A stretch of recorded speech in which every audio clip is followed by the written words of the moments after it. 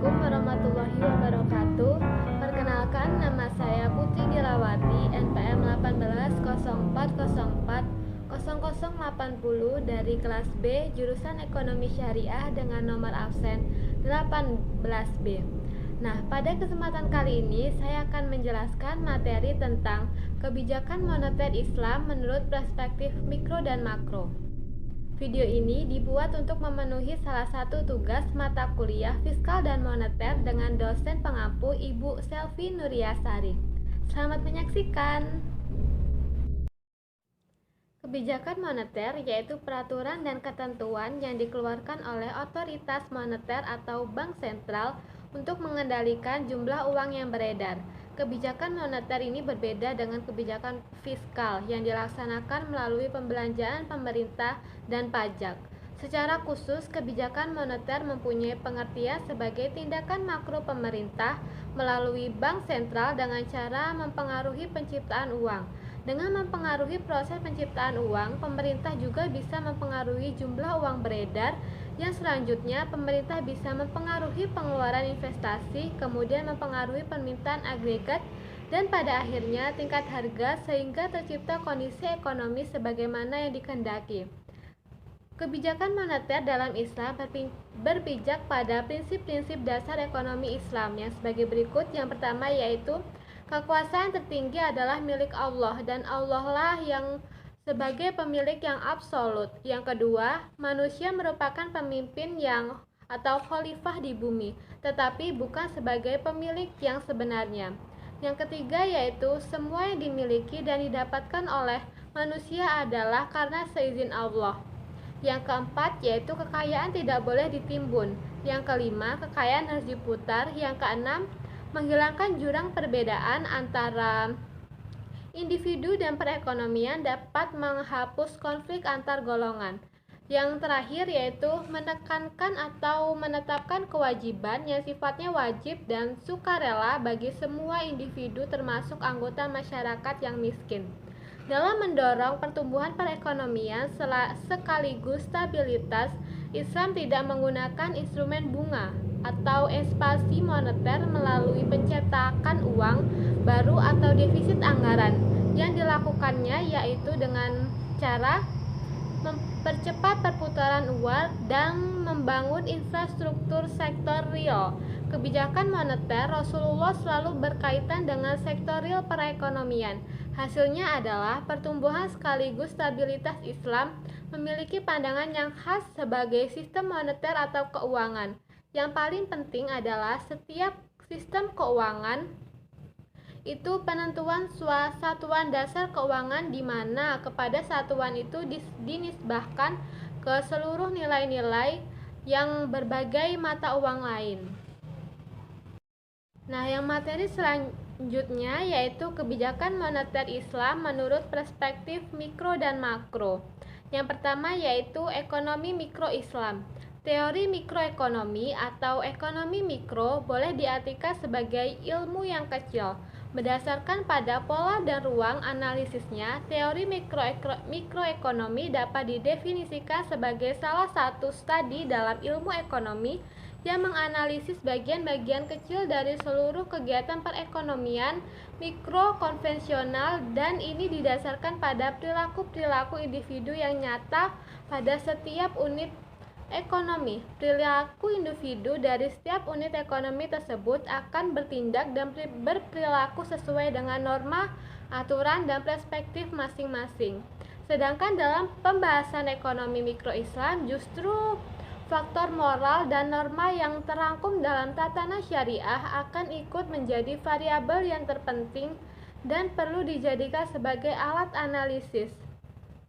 Ekonomi mikro Islam menjelaskan bagaimana sebuah keputusan oleh setiap unit ekonomi dengan memasukkan batasan-batasan syariah sebagai variabel yang utama. Dalam ekonomi mikro Islam, kita menganggap bahwa basic ekonomi atau variabel-variabel ekonomi hanya memenuhi segi necessary condition sebagai moral dan tatanan syariah yang memenuhi unsur sufficient atau condition dalam ruang lingkup pembahasan ekonomi mikro.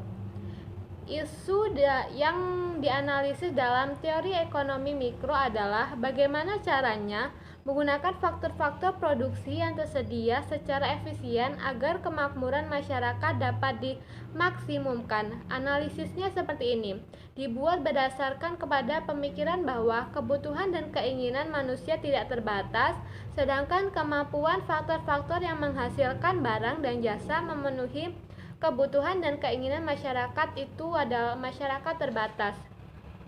Berdasarkan kepada kedua pemikiran ini, teori mikroekonomi bertitik tolak kepada pemisalan bahwa faktor-faktor produksi yang tersedia selalu sepenuhnya digunakan. Keadaan ini mendorong masyarakat untuk memikirkan cara yang efisien dalam menggunakan faktor-faktor produksi yang tersedia. Yang kedua yaitu ekonomi makro Islam. Ekonomi makro Islam adalah ilmu yang membahas permasalahan kebijakan ekonomi secara makro, berupa pengelolaan dan pengendalian sesuai dengan ajaran Islam. Nah, dalam perspektif ekonomi Islam, ada satu titik awal yang benar-benar harus kita perhatikan, yaitu ekonomi dalam Islam itu sesungguhnya bermuara pada akidah Islam, yang bersumber dari syariat Islam, dan hal ini baru dari satu sisi. Sedangkan dari sisi lain, Al-Quran dan Al-Karim Al-Sunnah Nabawiyah yang berbahasa Arab. Kebijakan moneter sebenarnya bukan hanya mengutak-atik suku bunga, dan secara makro, sebuah tatanan ekonomi masyarakat yang ditopang dengan sistem ribawi tidak akan pernah betul-betul sehat. Pada zaman Rasulullah dan Khulafaur Rasyidin, kebijakan moneter dilaksanakan tanpa menggunakan instrumen bunga sama sekali. Definisi yang paling singkat dari teori moneter adalah teori mengenai pekerjaan pasar uang. Pasar dalam teori ekonomi bukan dimaksud suatu tempat atau fisik orang berjualan dan menjajakan barang dagangannya, tetapi pasar diartikan secara luas dan abstrak, namun tetapi mencakup pasar dalam pengertian sehari-hari, yaitu sebagai pertemuan antara permintaan dan penawaran. Apabila permintaan bertemu dengan penawaran di pasar, maka akan terjadi transaksi. Transaksi merupakan kesepakatan antara apa yang diinginkan pembeli dan apa yang diinginkan penjual. Dalam transaksi seperti ini, kedua belah pihak mencapai kesepakatan dua hal, yaitu harga dan volume. Dan dari apa yang ditransaksikan tersebut, dalam hal pasar uang, yang ditransaksikan adalah hak untuk menggunakan uang atau untuk dibelanjakan barang dan jasa dalam waktu yang tertentu. Nah, kebijakan moneter adalah upaya mengendalikan atau mengarahkan perekonomian makro ke kondisi yang diinginkan atau yang lebih baik. Mengatur jumlah uang yang beredar. Nah, yang dimaksud ini adalah kondisi yang lebih baik adalah untuk meningkatkan output keseimbangan yang terpelihara, stabilitas harganya atau inflasi itu dapat terkontrol. Nah, kestabilitasan makroekonomi merupakan hasil dari sebuah upaya yang konsisten dan integral yang dilakukan oleh Bank Indonesia bersama pemerintah melalui kebijakan moneter, perbankan, dan fiskal. Di bidang moneter, strategi kebijakan moneter untuk secara konsisten diarahkan secara kestabilitasan harga melalui pencapaian target inflasi jangka panjang dengan tetapan memberikan ruang gerak dan kestabilitasan pada pemulihan ekonomi jika inflasi bergerak pada arah yang kondusif. Di bidang perbankan, rekonstruksi dan reformasi sektor perbankan terus dilakukan untuk memperbaiki struktur menuju sistem perbankan yang tangguh dan ikut memberikan kontribusinya dalam menciptakan stabilitasan sistem keuangan. Nah, kebijakan moneter merupakan peraturan dan ketentuan yang dikeluarkan oleh otoritas moneter untuk mengatur uang yang beredar, inflasi untuk memelihara stabilitas ekonomi suatu negara. Hal ini dapat dicapai dengan beberapa cara seperti perubahan suku bunga, operasi pasar terbuka, dan amandemen cadangan aset simpanan tertentu. Nah, dalam pelaksanaan strategi kebijakan moneter dilakukan berbeda-beda di setiap negara. Namun, tujuannya yaitu dengan mekanisme transaksi yang berlaku pada perekonomian negara tersebut. Salah satu kebijakan yang diambil oleh bank sentral atau otoritas moneter untuk menjaga stabilitas ekonomi makro melalui kebijakan moneter. Kebijakan moneter ditujukan agar likuiditas dalam perekonomian berada dalam jumlah yang tepat sehingga dapat melancarkan transaksi perdagangan tanpa menimbulkan tekanan inflasi. Nah, dalam kebijakan moneter yang diambil oleh pemerintah sekarang ini, apabila dilihat dari sektor ekonomi Islam, tidak ada satupun instrumen kebijakan moneter yang pernah dipergunakan di awal periode keislaman. Karena belum tentu adanya sistem perbankan seperti yang sekarang. Instrumen lainnya yang sekarang dipergunakan adalah dengan melakukannya operasi pasar terbuka di antaranya yaitu melalui jual beli surat berharga. Operasi pasar terbuka ini pun tidak ada sejarah perekonomian Islam pada awal perkembangannya. Sedangkan sistem yang telah diterapkan oleh pemerintah menyangkut konsumsi, tabungan, investasi, dan perdagangan telah menciptakan instrumen secara otomatis untuk pelaksanaan kebijakan moneter. Nah, krisis nilai tukar yang melanda Indonesia sejak tahun 1997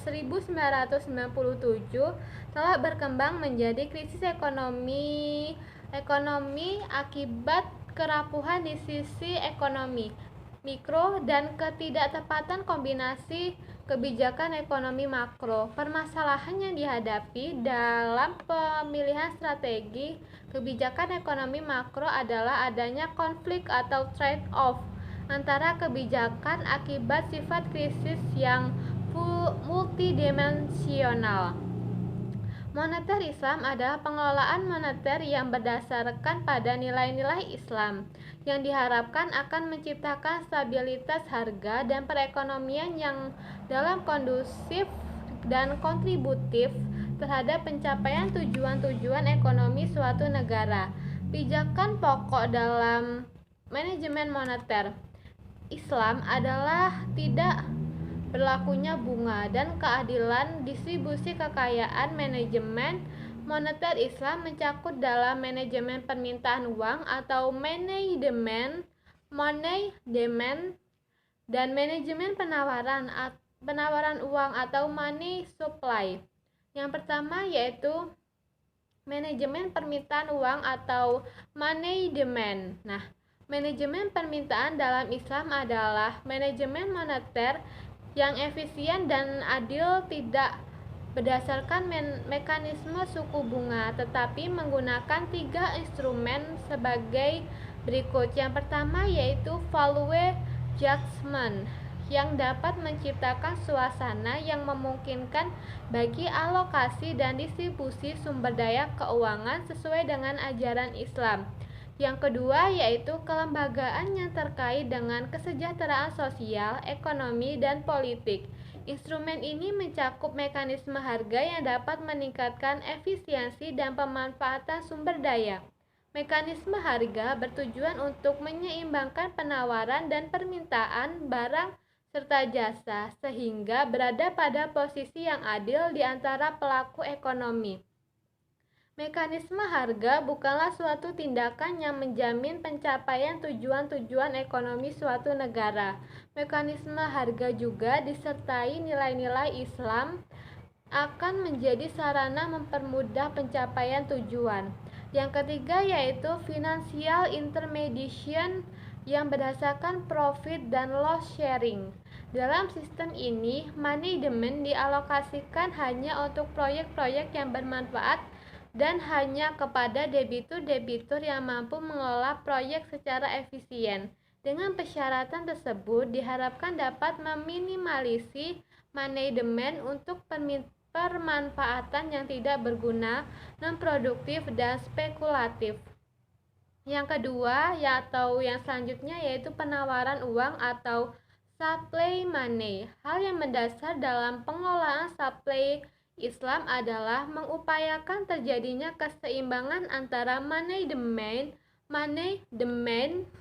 dan money supply dan pengalokasian money supply sehingga pencapaian tujuan-tujuan ekonomi dapat berlangsung dengan baik. Pengelolaan money supply dalam Islam ini diantaranya adalah dengan pengaturan ketat terhadap pertumbuhan uang inti atau high powered money. Hal ini karena pertumbuhan money supply yang ditargetkan harus selaras dengan sektor real yang rentan dengan kredit. High powered money bersumber pokok dari yang pertama, pinjaman pemerintah kepada bank sentral. Kredit bank sentral kepada bank komersial dan surplus neraca pembayaran. Ekspansi moneter hanya dapat dikontrol bila sumber utama dari high powered money dapat diatur dengan baik. Selanjutnya, dimungkinkan bagi bank sentral untuk mengendalikan penyaluran kredit kepada bank-bank komersial. Penerapan profit dan loss sharing yang menggantikan suku bunga akan lebih dapat meningkatkan kemampuan bank sentral untuk mengendalikan penyaluran pinjaman tersebut. Yang kedua yaitu kredit bank kepada bank komersial. Penyaluran pinjaman bank sentral kepada bank komersial bisa dapat di dalam bentuk mudharabah atau sebagai hasil baik dari laba maupun rugi. Bisa berarti bank sentral harus lebih berhati-hati dalam menyalurkan kredit kepada debitor baik sektor pemerintah maupun swasta guna menghindari pemanfaatan kredit pada kegiatan-kegiatan spekulasi dan non-produktif. Untuk mengendalikan kredit dapat juga dengan menggunakan reserve requirement dalam kondisi ekonomi tertentu. Bank sentral hanya dapat saja menerapkan 100% reserve requirement bagi demand deposit sebagai salah satu alternatif. Yang ketiga yaitu surplus neraca pembayaran. Dari ketiga sumber tersebut, pada dunia moneter saat ini, sumber pertama merupakan sumber yang paling besar. Berlebihnya defisit anggaran pemerintah mengakibatkan beban yang sangat berat pada sektor moneter untuk menjaga stabilitas serta kebijakan moneter yang sehat sulit diciptakan. Nah, ekspansi moneter hanya dapat dikontrol bila sumber utama dari high powered money dapat diatur dengan baik. Anggaran pemerintah harus sesuai dengan asas manfaat, khususnya yaitu stabilitas harga. Nah, itu tadi penjelasan saya mengenai kebijakan moneter Islam dalam perspektif ekonomi mikro dan juga makro. Saya mohon maaf apabila ada pengucapan saya yang salah, dan juga saya juga berterima kasih karena telah menyaksikan video saya ini, dan saya mengucapkan banyak-banyak mohon maaf dan terima kasih. Saya akhiri. Wassalamualaikum warahmatullahi wabarakatuh. Dadah.